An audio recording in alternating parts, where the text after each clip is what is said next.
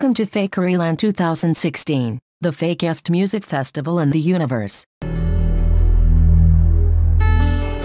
of this is real. Get in.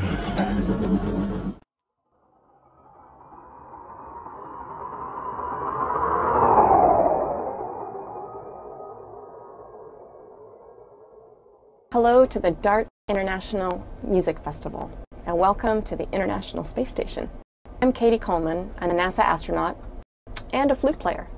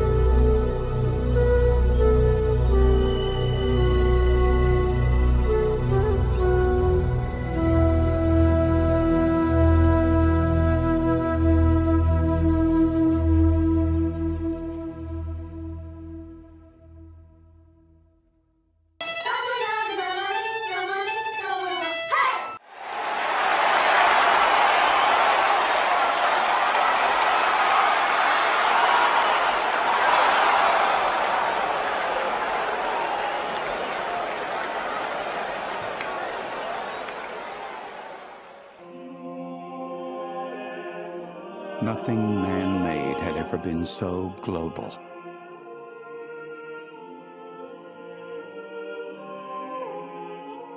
Everyone knew it was there.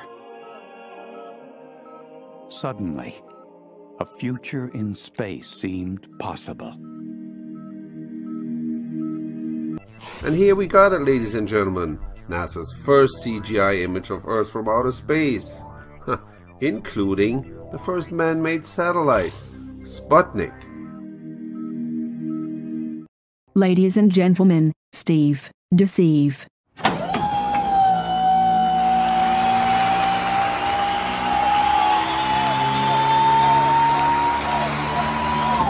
Let me just explain that what happens when Professor Hawking wishes to speak.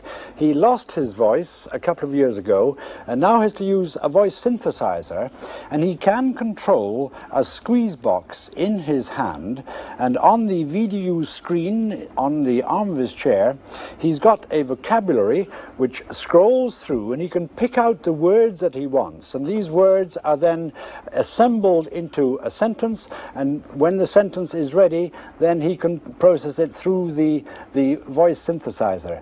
So whenever you're ready, Professor Hawking, we'd like to hear from you. Professor Hawking.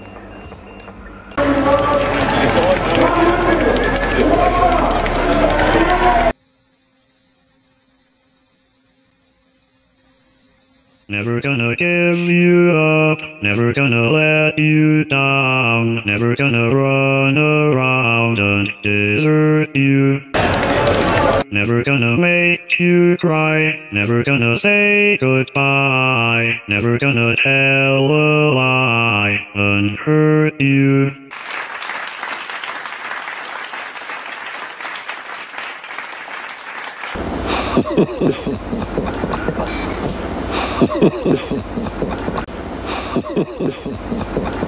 To be clear, being 5 centuries regressed in your reasoning doesn't mean we all can't still like your music. Is everything okay? No, Neil, everything is not okay. This B.o.B. BS about the earth being flat is getting out of control. Can you please help us? Can you please help us? Can you please help us? All right, hold my sandwich. Oh, sure.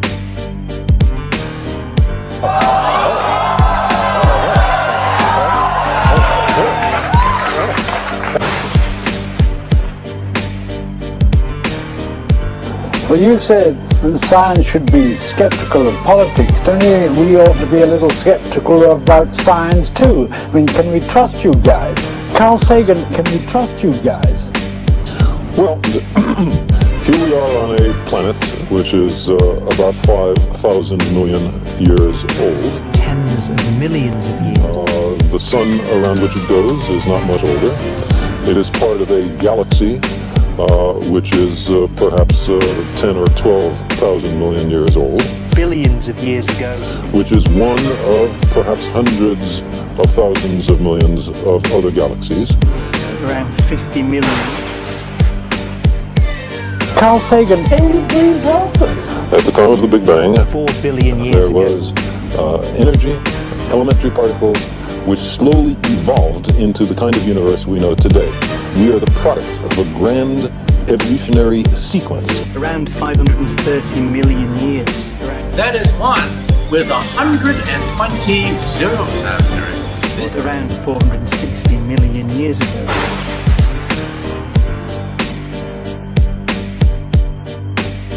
Something like 225 million years. I'm gonna have to do something I rarely do. I gotta hit the science panic button. Science Emergency Defense Program initiated. Science Emergency Defense Program initiated. Oh my God. 55 million years. Can we trust you guys? Mr. Kako, can you please help us? I disagree. You'd be put in prison for saying a fraction of the things that you just said. If you disobeyed the emperor, off with your head. Around 4 billion years ago. Okay, let me ask you a question now. On tape, let me ask you a question. Absolutely. Who was behind 9/11? Are you a conspiracy theorist? Not Are really. you these people that think that maybe George W. Bush toppled his own building? What do you think is behind 9/11? Let me ask you that question. Who was behind 9/11? I think. Let me ask you a question. Answer me a simple question. Who is behind 9/11? I give you the courtesy of being on your show. You should give me the courtesy of answering one simple question. Let me ask you a question. And if you don't agree with it, you get your fingernails pulled out. Can you please help us? Can you please help us? Mr. Kako. We burned them alive. Oh, this just got real, y'all. Can we trust you guys?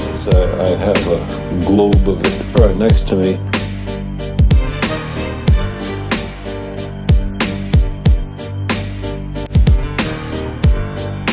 What were those conditions like?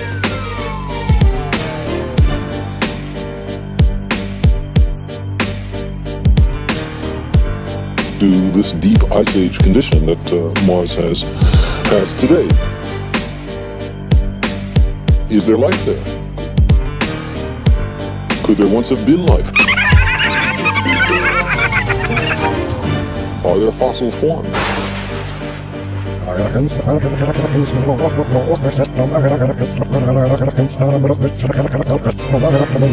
science.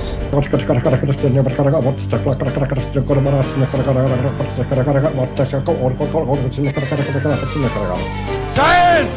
What does that mean, actually? That means, how are all you? I am very pleased to see you this afternoon. That just makes no fucking sense.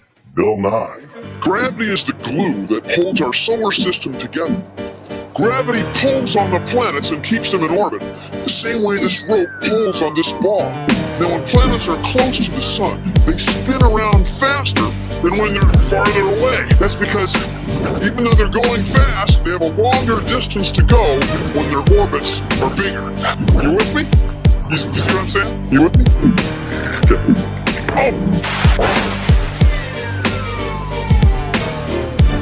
Yeah, 4 billion years. What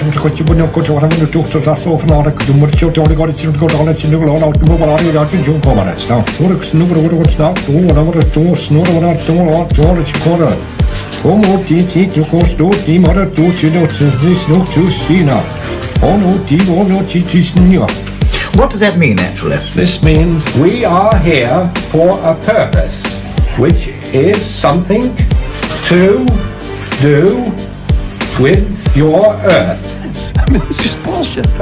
Just imagine what our world would be like if we didn't know the stars, if we didn't know the cosmos. Our ancestors would not have been able to reckon the seasons and raise their crops and then raise their children. We wouldn't have been able to navigate on the high seas and produce the commerce that makes our world go round. Today, you can take out your mobile phone and tell which side of the street you're standing on because we have satellites orbiting in space. But you can know that. You can tell. I love gold. I love gold. I love gold so much that I even lost my genitalia in an unfortunate smelting action. This is art. I love gold. And the cosmos is science. Can we trust you guys?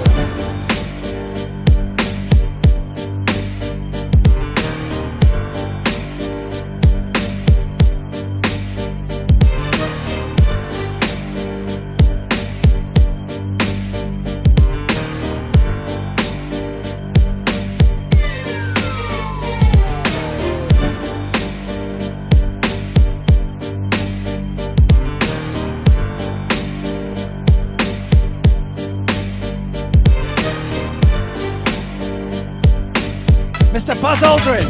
Can you please help us? Yeah, we're holding hands all the way and upside down and sideways. She blinded me with science!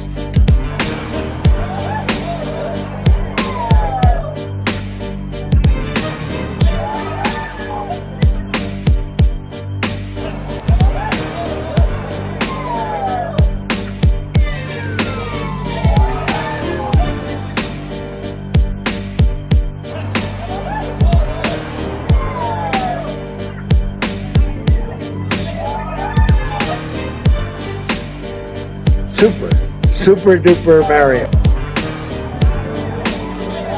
Gravity has completely gone away! I've cancelled gravity out. If you understand that, you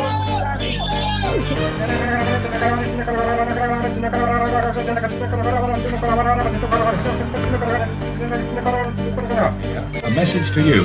Before long, in 1969, we are going to show you proof. Fuck. Oh my. Excellent, just outstanding. Yeah, excellent, just outstanding. So when I found out that I was selected to live and work on board the International Space Station, the first thing I tried to do was figure out how to get my flute on board.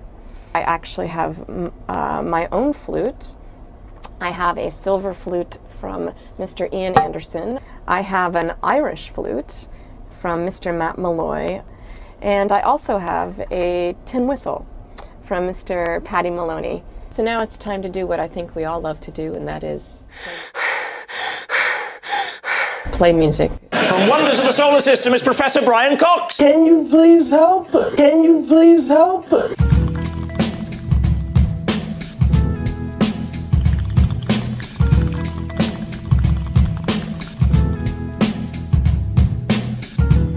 So you've got the Earth's gravity. which depends on its mass, really, how much stuff is in the earth. It's pulling it down, pulling it down. So you can imagine there's a force on the ground. And the bigger you build the thing, the more the force is. It's actually on Earth, the mountain Mauna Kea, which is one of the Hawaiian volcanoes. It's actually taller than Everest. If you've got a big enough planet with enough gravity, essentially, then anything that gets too big will sink. And gravity just works in it. It doesn't count. Into a circle, to a sphere, it doesn't count. And then you look out into the solar system, the little moons, less than about 150 miles across or something like that, have not got enough gravity, so they're all misshapen. It's called the potato radius. So you get the potato shape. If I want to make that into a ball, then I have to apply enough force to overcome the... If I don't apply enough force, then it'll stay like some sort of mistake, potato shape. Our beautiful spherical Earth. It's because gravity attracts everything towards the centre that they form as spheres. Because gravity doesn't care about direction, it will form a shape. Now, the only shape in nature that looks the same is a sphere. But gravity gives planets a helping hand to form that perfect shape. Now imagine, over millions and millions of years as the Earth grows, how many millions and millions of pieces of rock smash into the Earth, make it grow. Its solid core, making it even easier for the sphere to form. I believe it already. So that's what gravity is doing, really. It's acting as a force that's squashing it down, and it'll turn it into a sphere because it acts the same in every direction. Professor Brian Cox, is it the truth or were you telling a lie? It was a lie. It was a lie. Hi, I am Jack's astronaut Koichi Wakata. Welcome to Story Time from Space. You're not real. You're not real. What? You are? Is any of it real? I mean, look at this. Look at it!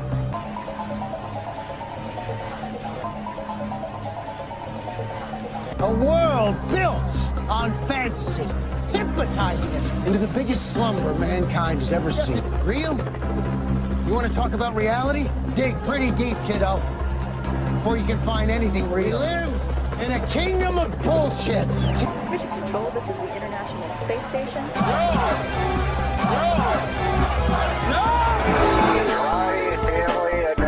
Good to see you. Hey, welcome aboard, everybody.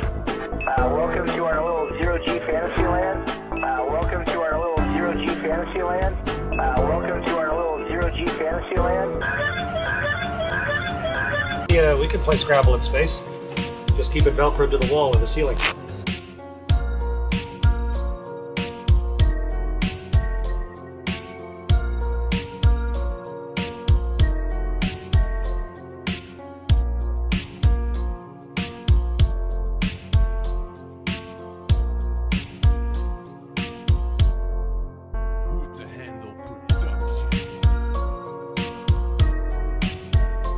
Please welcome the Retired Liars.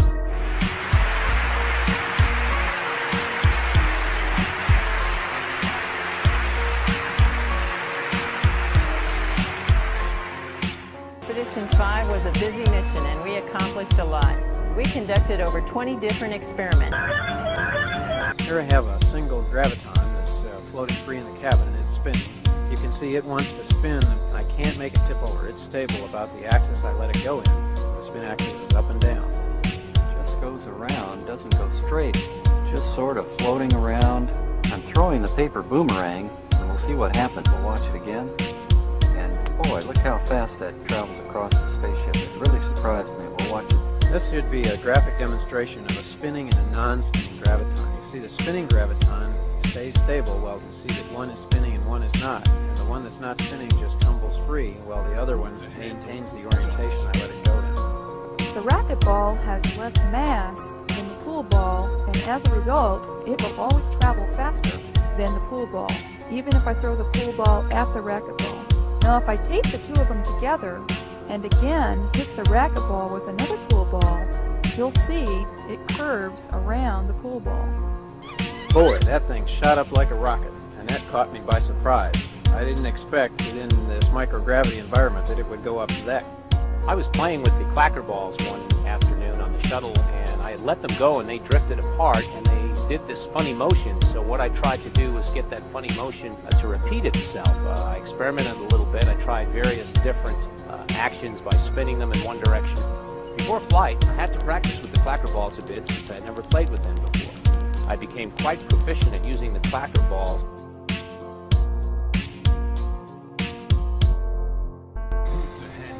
Here I have a curious combination of two gravitons that are attached together on a wiffle ball.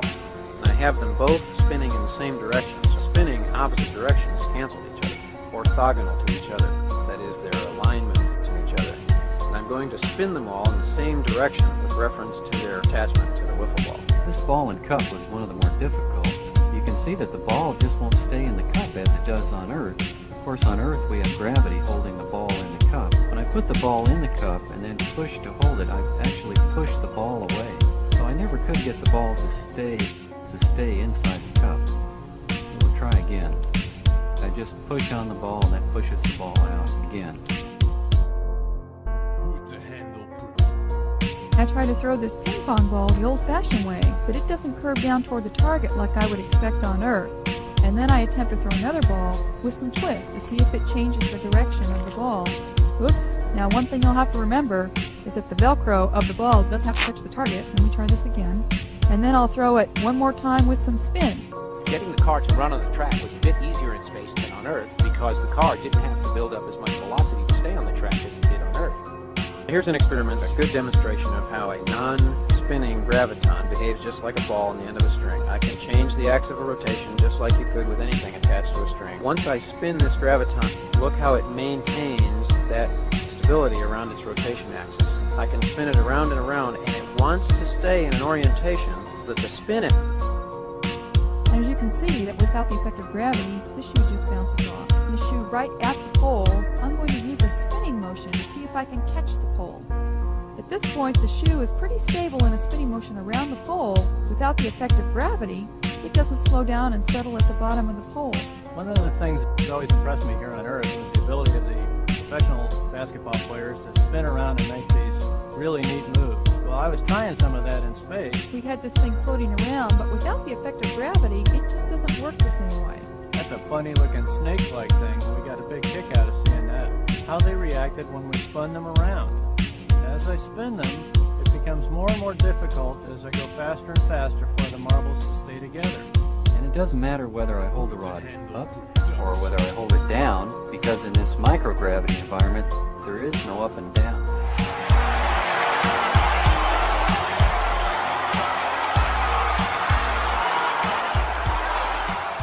Thank you for listening here on Story Time from Space. I think between the 130 different experiments we're running all around the laboratories, the chance for board games and space darts, and now space curveball, there's never any shortage of things to do here on the International Space Station.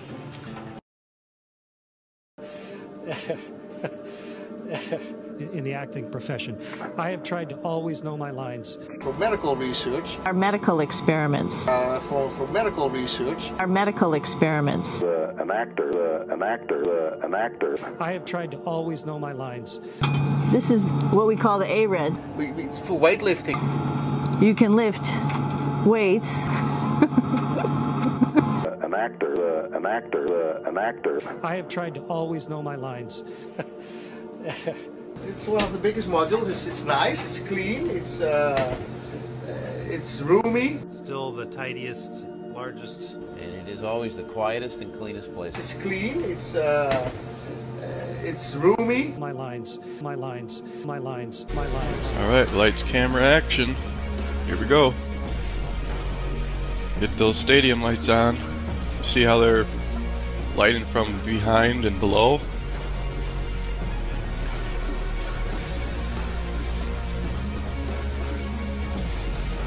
You can see the little flashes of the little boosters once in a while. Those are fake too. If you slow it down and stop it, you'll notice every time it flashes it's in the exact same area.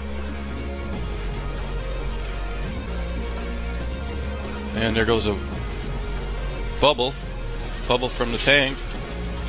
Whoops. They tried to speed up the film so it was harder to see those things, but I still seen it. Alright, here's a CG transition because all of a sudden the Earth shows up.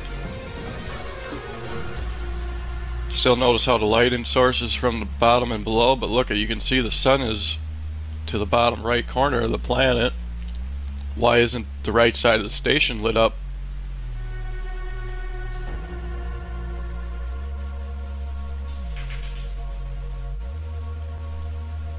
Alright, we're all CG now. You can actually see the masking lines around the station. It's very faint, but you can see it. If you pause it, you can see the straight lines. And actually you can see an error coming up right here in the CG. A tiny little panel, it's having a hard time processing it. It wants to disappear and goes opaque. See a little bit of it, and then it totally disappears. Here's that masking line I was talking about, and the missing panel. And this footage is actually zoomed in the editor. I believe it's probably 180%. I added this fine edge filter to show you this thing is fake as all hell. If it was a real object, it'd be sharp and clear, and it isn't. It's hard to imagine how big the space station is inside, but if you picture one of the biggest airliners, like something the size of a 747, if you had that entire internal volume of a 747 for only 6 people. And here you have it, NASA's fakery.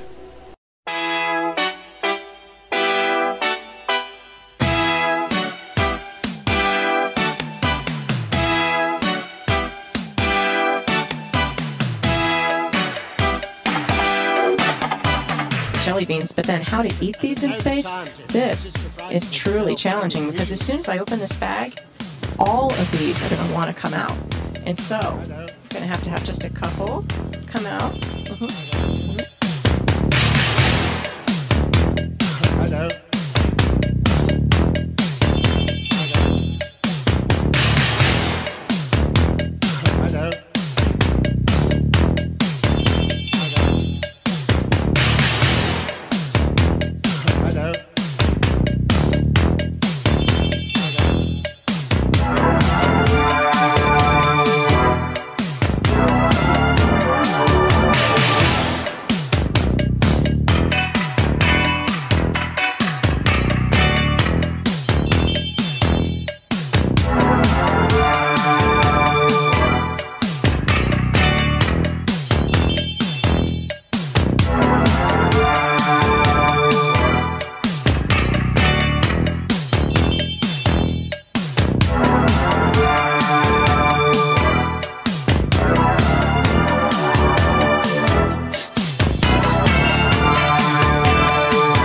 He's waving to us. He's waving to us.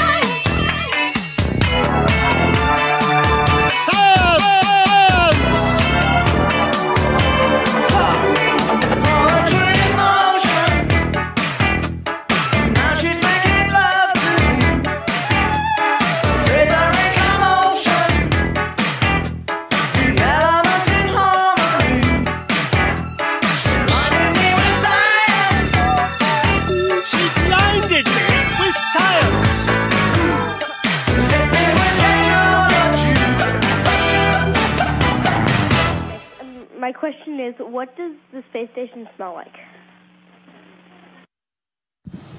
What does it smell like?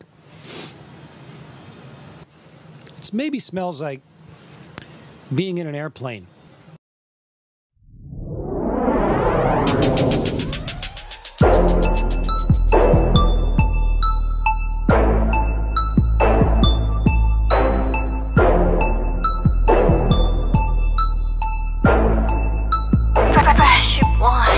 I'm Neil deGrasse Tyson, bitch.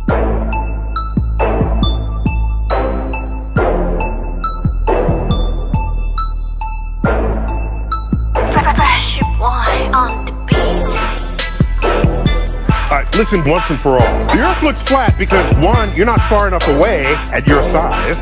Two, your size isn't large enough relative to Earth to notice any curvature at all. That's all. Just happens to be a lie. Just happens to be bullshit in my eye. Please the speed without the tags.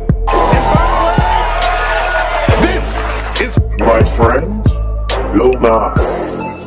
Go to a seashore and figure out why you can't, if you live on the East Coast, figure out why you can't see Spain from the East Coast of North America. Or go to the top of a hill or a mountain and you'll see a little farther.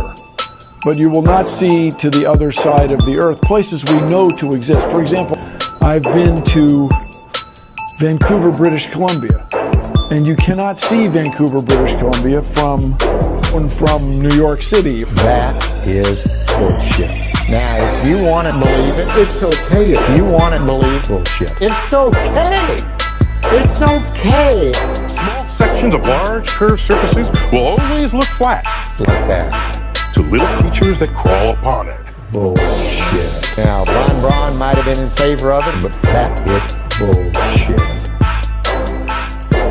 Discovery and exploration got us out of the cave. Then if you'd like, look at pictures from space. As presidential candidates. Those pictures are not fake.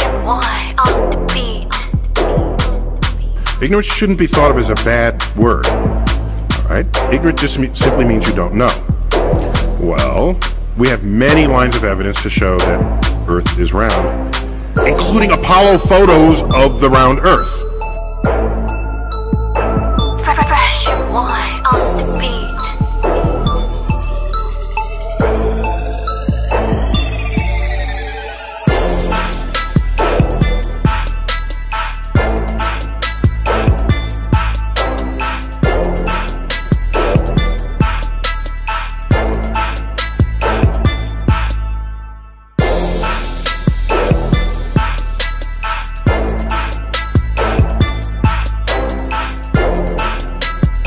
Like it was on the moon, but really it wasn't on the moon. It was bullshit.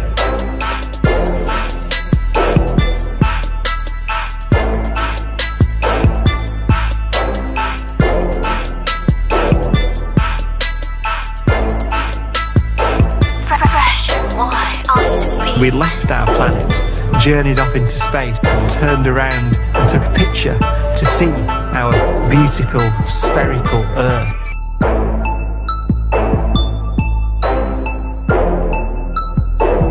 Those pictures are not fake. Here's why you can tell they're not fake. Just the paperwork to send anything out in space, to send people into orbit or to send them to the moon. That amount of paperwork would make faking it prohibitively expensive. No one could afford to generate that much documentation. We've been fed a lie. We've been fed lie. Or no one could afford to generate that much documentation. No one could afford that much paperwork. Millions. No one could afford to generate that much documentation. There's a growing anti-intellectual strain in this country. It may be the beginning of the end of our informed democracy. In a free society, being wrong becomes being harmful to the health, the wealth, and the security of our citizenry. It's a fundamental fact of calculus and non-Euclidean geometry. And by the way, this is gravity. With gravity, bigger the mass, the stronger the attraction. Not on our mission, but if you'll close your eyes and pay attention, Without gravity, there'd be no you. There'd be no me. What a great idea. There'd be no Earth. There'd be no sky. It just happens to be a lie. Isaac Newton, my man, said, if I had seen farther than others, it's by standing on the shoulders of giants. Well, but I'm sure if we asked him after it, he would have said, oh shit. And you guys, come on. I don't care what you say. By the way, I saw him one day, by the way, it was on the moon. By the way, which we had an experiment to do, by the way. Navigation's changed the world, by the way. That is bullshit. By the way, you're wearing stuff that came from another part of the world, by the way. Where are they? On a ship, by the way. Okay. It didn't get here by magic. It got here through science. Woo! Once again, if you closed your eyes and just paid attention, that you would see the Earth in its shape with extraordinary precision. I'm Neil deGrasse Tyson, bitch. You might just see far enough to realize the Earth isn't flat. From here, the Earth certainly looks flat. It's round, okay? It's a sphere. It's not actually a sphere. Its spin is a little stretched it, made it slightly oblate. A little chubbier. Yeah, chubby's a good word. Where it ends up as a ball. It's oblate. And officially it's an oblate spheroid. So you get a potato shape. It's like pear-shaped. That's cool. The pear-shapedness is bigger than the height of Mount Everest above sea level.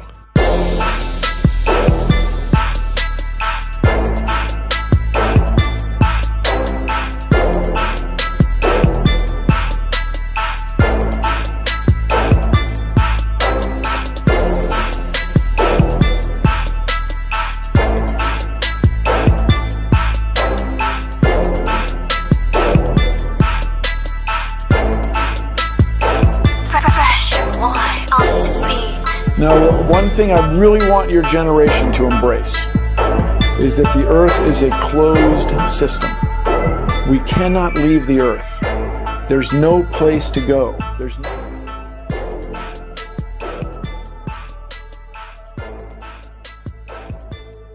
How do we know the Earth is not flat? We don't. It's flat. And so I played instruments, especially my favorite songs. This was the last question. Thank you very much. This was FAKERYLAND 2016. Thank you for watching. See you all next year. Oh, this world is not